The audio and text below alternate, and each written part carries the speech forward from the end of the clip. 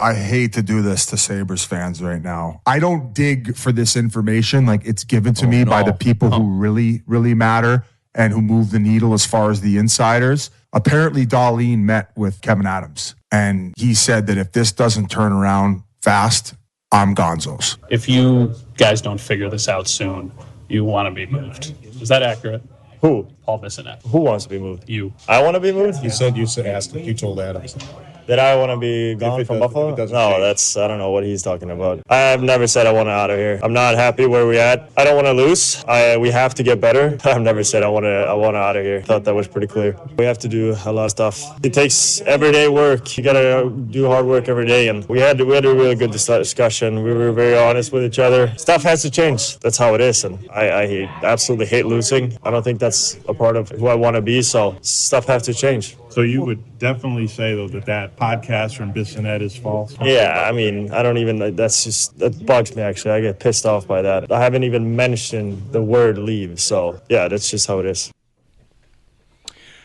Rasmus Dahlin, yesterday, speaking with the assembled media, refuting the report from Paul Bissonnette that he told Kevin Adams he wants out. It's funny. If that report didn't exist, right? Let's take a little exercise here, everybody. Good morning, Jeremy and Joe. If Rasmus Dahlin just, when asked about the state of the team, said, stuff's got to change. Stuff's got to change.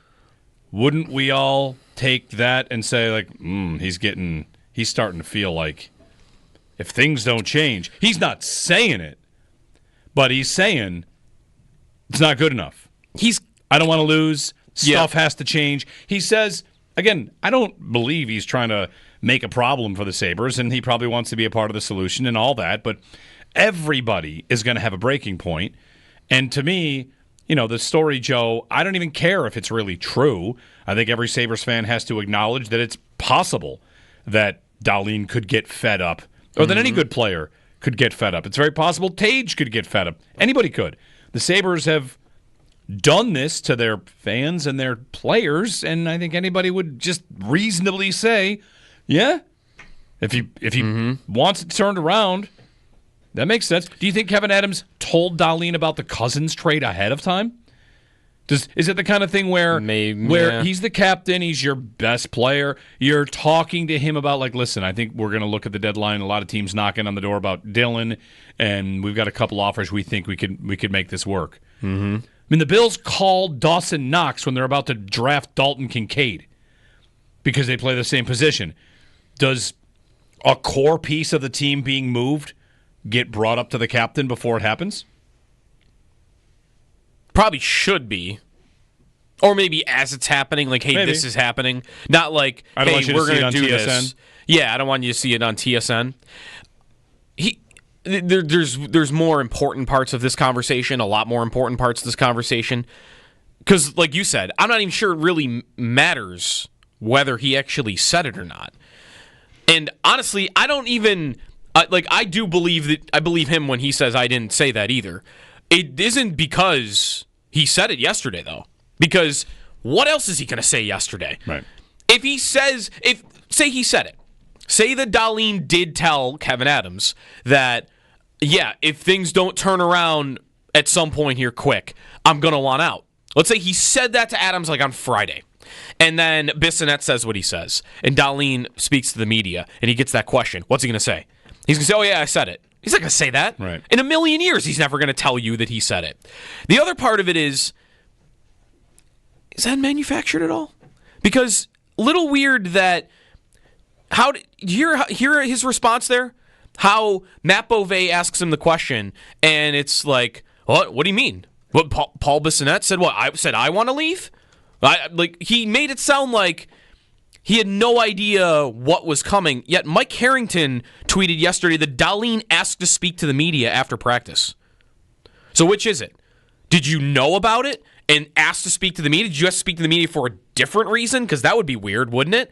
So what is it? He acted like in that quote, he had no idea what they were talking about. Yet, I got one of the Sabre beat reporters telling me he asked to speak to the media. That's weird. That is a tasty little nugget that I had not caught. I did not see that. He asked to speak to the media. Yeah. probably because of this, and he wanted to clear the air. But then when asked about it, acted surprised. He acted like he had never heard it before. So again, I'm not even sure that matters. It's just I picked up on that yesterday that he acted like I don't know what you're talking about, but he asked to speak. What do I do with that? Is that an important detail? Again, I can't decide if that's actually important to this. What's really important to this is the conclusion that everyone should draw, which is that Kevin Adams shouldn't care whether he told him or not.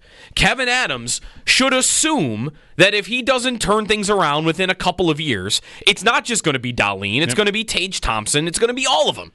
Because these guys are athletes, and they're great, the guys at the top of the roster especially, and expecting them to roll over until they're 33 years old, never winning anything, is psychotic to think that they would do that. Yeah.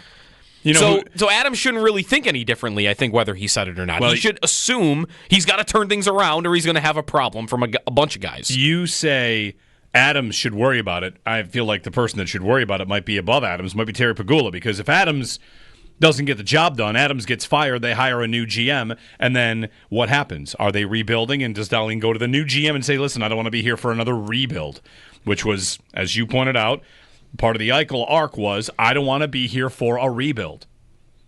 And Dahlin and Thompson, not getting any younger, I don't want to be... Again, like there's someone in the chat really upset that Bissonnette might have created fake news, and it might not be... He might not have said it, but... I'm with you, and I don't even really care if he said it. He denied it. Okay, great. He didn't say it. I can go to bed knowing he didn't say that to Kevin Adams. If he said it to him today, I wouldn't be shaken. Yeah. To me, it's not some sort of shot across the bow so much as it's an ever-present threat.